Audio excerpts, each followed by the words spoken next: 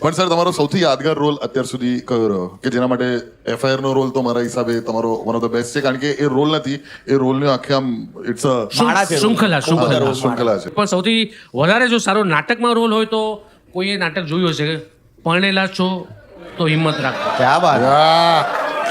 એમાં મારો એક ભાણિયાનો રોલ હતો. એમ હો હજામાં હાય હાવ યુ. ક્યાં વાત હે.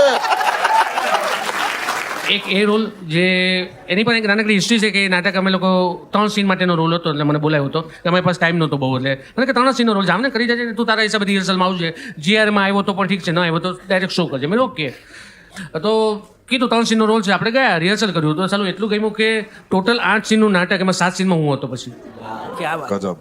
એમાં એક પેલું ગાયન પણ હતું કે પેલું ગાયન હતું જેમાં હું હ તરીકે ગાતો હતો કે આહુંગા હે હુંજે હાંજ હવે રે એટલે મેં કીધું આ ગાયન જ ખોટું છે.